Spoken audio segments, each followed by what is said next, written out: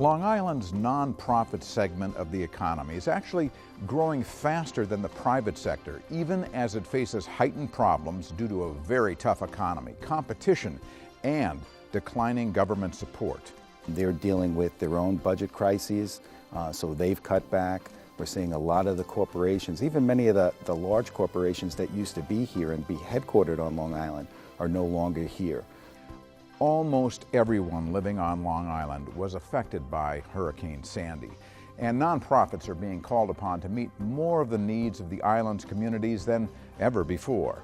I had many people coming up whose homes were completely devastated and their lives have forever changed, and were accepting blankets and product from us and suddenly turned to us and said, "Oh my God, I've been a contributor to Island Harvest for years. I never thought I'd be on the other side of the truck." It's all straight ahead on this edition of the Long Island Business Report. Funding for this program has been made possible by Charlotte and David Eckert and the Roush Foundation. And now, from Molloy College at the Madison Theater, here's Jim Paymar with the Long Island Business Report. Hello, and thank you for being with us. I'm Jim Paymar with the Long Island Business Report. In this edition, we look at the rapid growth of the island's nonprofit sector, the critical role it's played in the aftermath of Hurricane Sandy, which affected nearly everyone here on the island. Joining me now is David Okorn. He is the Executive Director of the Long Island Community Foundation, and Randi Dresner. She is the President and CEO of Island Harvest. David, Randi, thank you so much for being with us today. First of all, nonprofit. The word kind of seems like we don't make any money and we're always looking for money. But that isn't necessarily the case, and nonprofits are really a driver for the Long Island economy, aren't they, David? Yes, they are. They represent 11% of the jobs here on Long Island. That's about 221,000 jobs belong in the nonprofit sector. So it is business. These are businesses. It's just these businesses do not encapsulate profits at the end of the day. And so some of the businesses that we're talking about are universities, health services, social services, care for the elderly. It's from the arts to the environment. One of the largest sectors within the nonprofit community is healthcare. That represents about 82% of the jobs in the nonprofit sector here on Long Island. And the nonprofit sector has grown dramatically.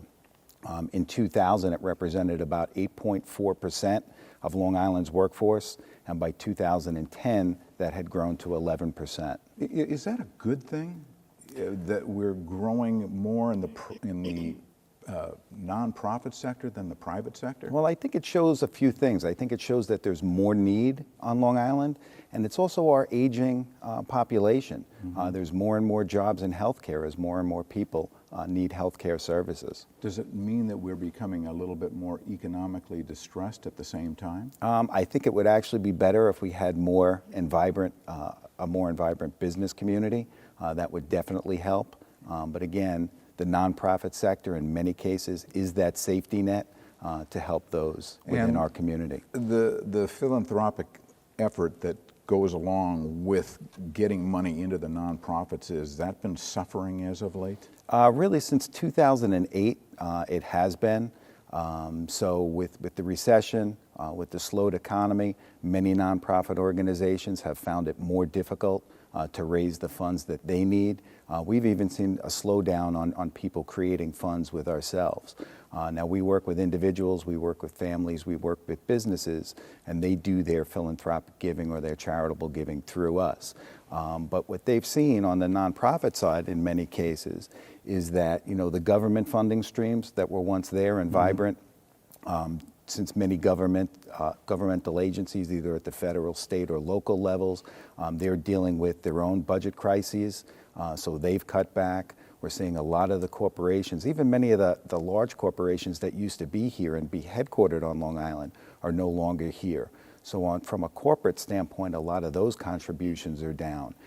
Even with the stalled economy and really having no interest rates, even if a nonprofit had an endowment, lucky enough to have an endowment, the investment returns on those and the rates are just down dramatically. So. Right.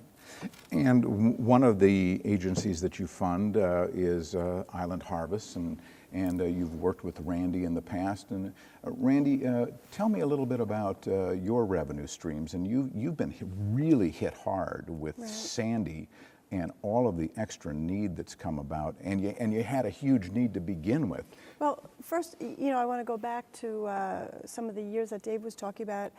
I think that, first of all, it's really important to understand that though it's a nonprofit sector, we still need to run our organizations like a business. We don't even use the word charity in our organization because charity to us connotes the old-fashioned way of running a nonprofit organization. We're looking to always run a healthy organization with, if we have excess funding at the end of the year, that money goes back into supporting the strength of the organization for the next year. So we speak to having stakeholders in our organization instead of shareholders. We found a big shift shortly before the recession hit of some of our funding streams. And I think what was important at that time and still remains important is to make sure that we've diversified our income sources. Those organizations that were solely dependent on state or federal or even local funding really got hit very, very hard. I think it really wasn't a wise business decision to depend solely on one funding source. It's really important to diversify that. Now, before Sandy hit, you were serving about 65,000 people in need here in both Nassau and Suffolk counties. Is that correct? Weekly, but we really service about 300,000 a year. Oh, I see. Okay. It's in some cases a duplicated number, but we're serving about 300,000 people a year. And what happened after Sandy? Well, when Sandy hit, it really changed everything for us because though those 300,000 people who depended on the food and supplies and services of Island Harvest still remain, there are many, many thousands and thousands of more people that are now struggling, living on the edge in some cases, who really have become dependent on support from organizations like Island Harvest. Now, how have you been able to adjust? I mean, it's a massive shift. This is a game changer for you. It was a big shift for us. The good news is that I suppose the 20 years of our organization built us to this point and got us ready to be able to respond the way we did. And so we were able to exponentially grow instantaneously. How? Well, we used our model of the way we move food, the way we source our food, and we just multiplied it. In the beginning, our staff was working 7 days a week and sometimes upwards of 20 hours a day. We were fortunate. We belonged to a really wonderful network of food banks across the country through Feeding America. And we got a lot of support from them. So we had some professionals come in from out of New York. We had some trucks loaned to us, and a lot of food came into us from across the country through this network. So one other great thing about Island Harvest is the number of volunteers that they already have trained on their staff. So I think that probably played a great role in being able to expand rather quickly. I think so. Thanks, David. I appreciate that. We have 6,000 volunteers that are registered with Island Harvest, and while, of course, not all 6,000 of them are active every single day, we have about 300 or 400 people that move food for us, remotely work from home, work in our office, loan us professional services. And again, that model we used and expanded that model. So we really depended on a lot of people in the community. So corporate groups called us, how could they help? Civic organizations. And so we deployed them as ambassadors of Island Harvest, if you will. They accompanied our trucks going into the community. They themselves set up as mobile sites for us and drove into some of the communities that we deployed them in so that we could really better serve the community. So one good story out of this is America came to New York and helped. Yeah, there's no question about it. You know, we were the area, I think, of the country that always responded to other disasters across the country. Island Harvest has been involved in a number of different disasters, but this was the first time that it hit us, but hit us directly. 100% of my staff was affected by this storm. We had staff that left their families under 5 feet of water and without electricity or heat to come to the food bank so that they could make sure that we got food and supplies and services out into the community. Are you getting help from the federal government?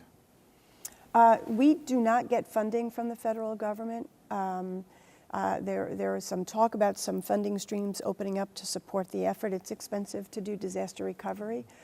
We've been very fortunate because the community has really responded and supported us, both from the corporate sector, the foundation sector, and individuals across the country that have found out about the work that we're doing and have sent contributions, and we've been really pleased about that. We've seen the same through the community foundation itself. Many of our existing donors and people from all across the country have made donations for our Sandy Relief Support Fund.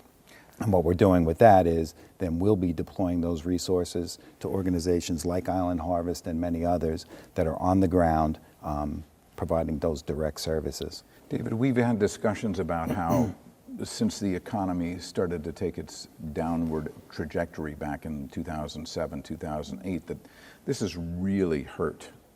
It's made your job so much harder just to bring new funds in. How have you been able to adjust, and what do you see going forward as solutions?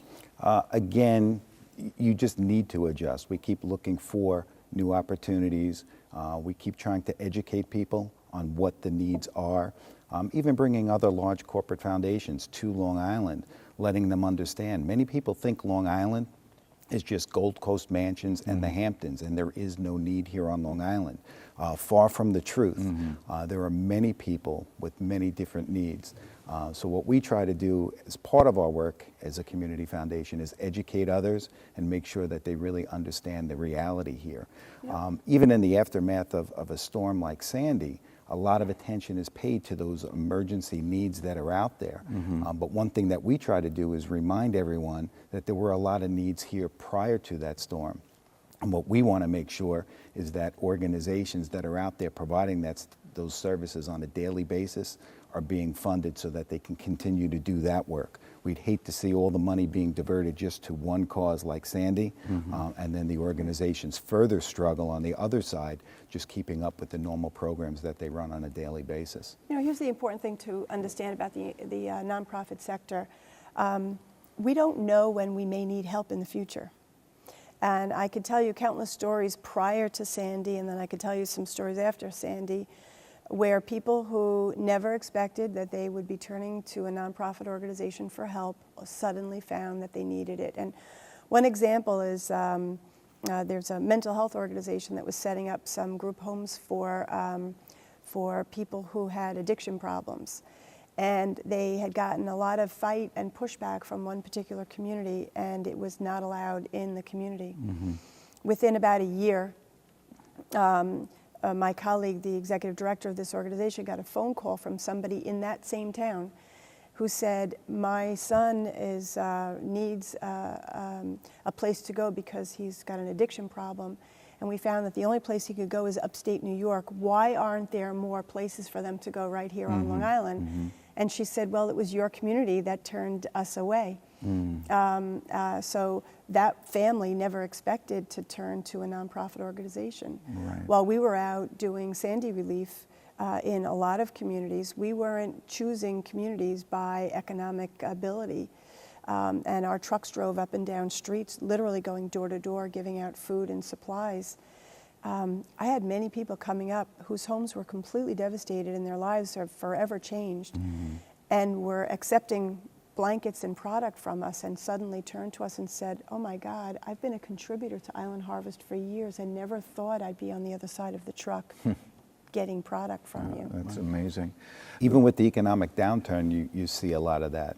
There are now individuals who are unemployed or underemployed and can't afford their lifestyle, can't afford their mortgage. And those are people who were upper middle class or middle class people. It was an illness, it was an accident, or it was perhaps the recession or something else that took them into a whole other place that they never imagined that they would be in. So families that have never needed support might have been on the other side providing funding to help with that support effort, now find themselves in need.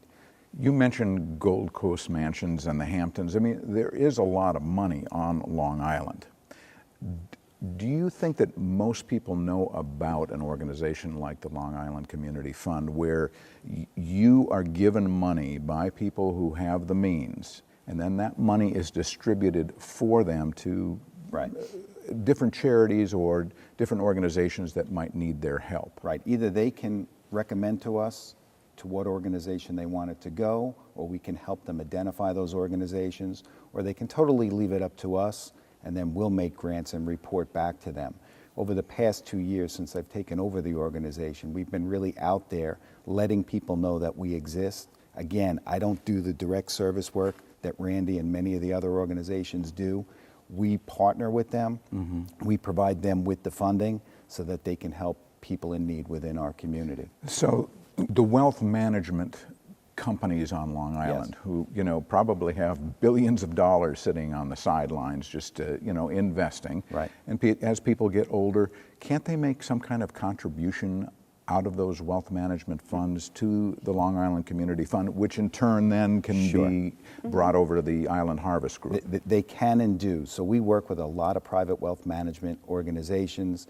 We work with trust and estates attorneys. We work with financial planners. We work with accountants, so that what our job is right now is we're educating those professional advisors so that they can inform their clients that we do exist and we are an option for them.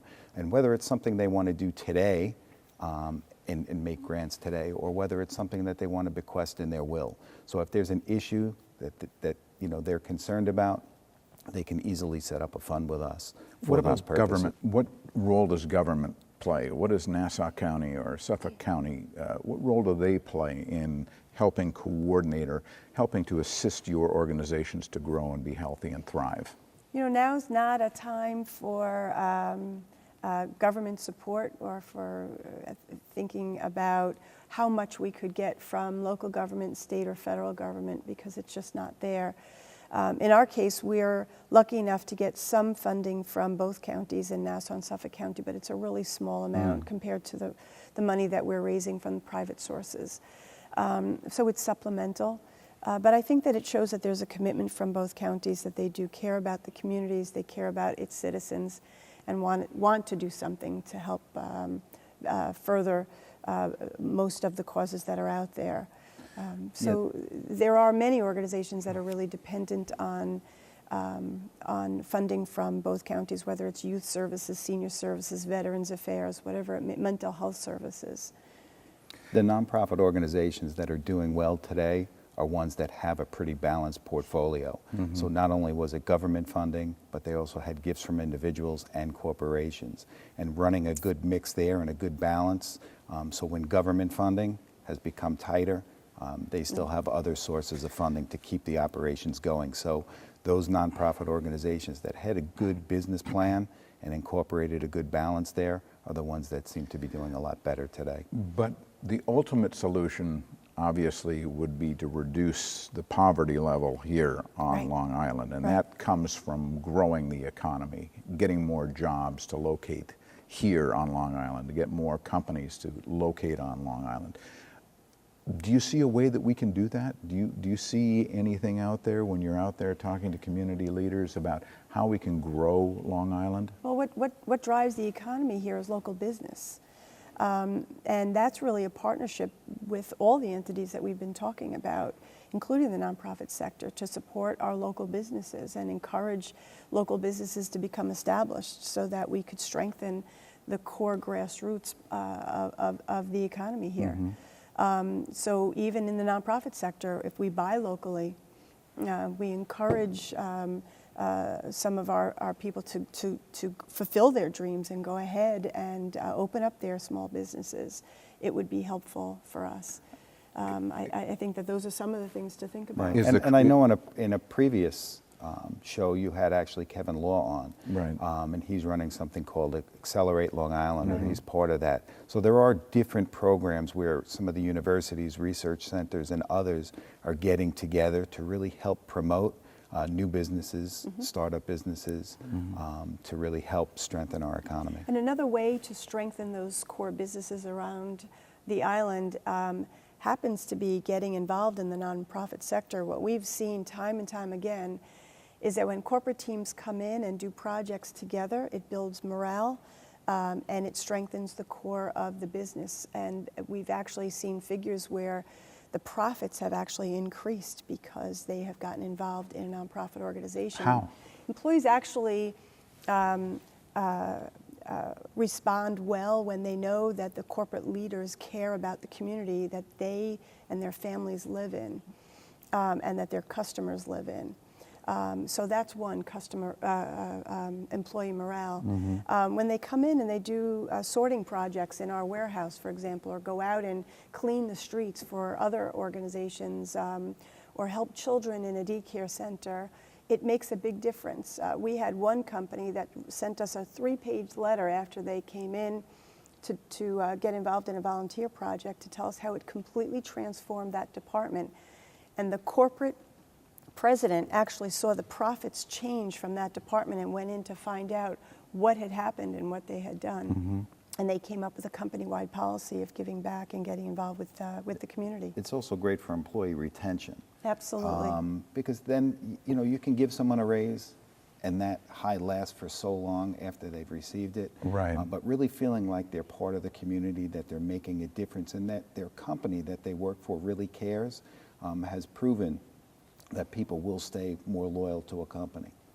Is there a way we can network? I mean, we're almost 3 million people on the island. This is a big place, and we have hundreds of communities. But we are a fairly wired area, too, in terms of social media and the internet. I mean, is there a way to create a conduit, a portal of sorts, where people can be driven into these sites and find out a little bit more about how they can give? You know how that happened organically through Hurricane Sandy in communities like Babylon and Babylon Village and Lindenhurst and some of the other communities that were really hard hit. The people that lived in that community who did okay through the storm wanted to give back to their neighbors that were really struggling, and they created their own organic groups. One in particular, called Neighbors Helping Neighbors in Babylon Village, set up a Facebook page. They decided that they knew that some of the people in the community needed clothes. So they set up the Facebook page and got a site in the community, a church, to lend them some space, and sent out a message that said, we need clothes for the people that live in this community because they lost everything. So in the first half hour, they thought, oh, maybe we made a mistake. Within 1 hour, they nearly filled the gym. Wow, that's tremendous. And then they sent out another message. Yeah. They needed cleaning supplies, and they filled up another section of the gym.